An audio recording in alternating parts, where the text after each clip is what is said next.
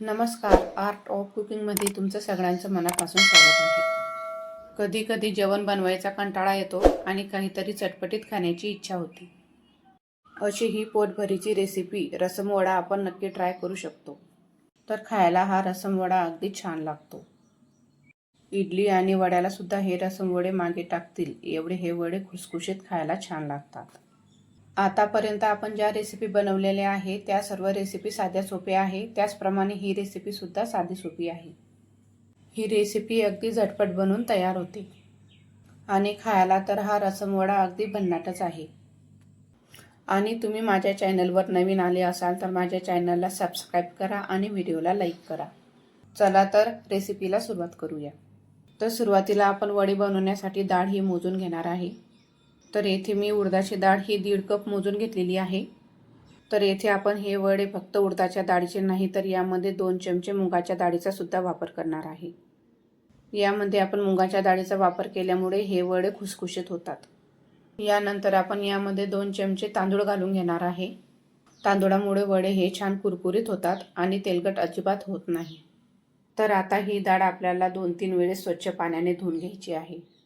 आणि या डाळीमध्ये भरपूर पाणी टाकून आपल्याला ही डाळ 2 ते 3 तासासाठी भिजत ठेवायची आहे.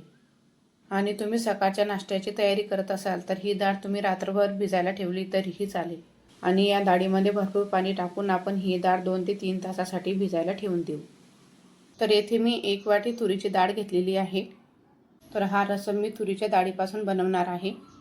तुरीच्या डाळीमुळे या रसमला चवसुद्धा येते आणि घट्टपणासुद्धा येतो.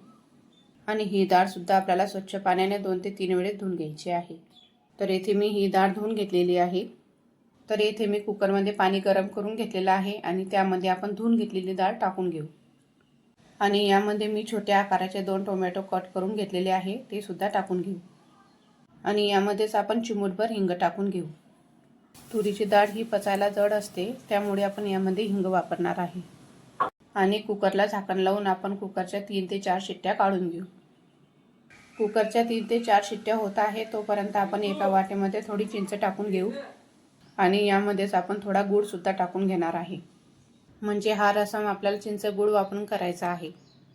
आणि तुमच्याकडे टमाटर नसेल तर तुम्ही यामध्ये चिंचेचा वापर हा जरा जास्त करू शकता. म्हणजे या रसमला अशी आंबट गोड चव येईल. आणि हे सुद्धा आपल्याला भिजण्यासाठी बाजूला ठेवून द्यायचं आहे. तर येथे आपण रसम बनवण्यासाठी एक मसाला तयार करणार आहे. यासाठी आपण एक ओलं वाटण तयार करून घेणार आहे. आणि मिक्सरच्या भांड्यामध्ये आपल्याला छोटा कट करून घेतलेला कांदा टाकून घ्यायचा आहे. 10-12 लसूण पाकळ्या आणि अर्धा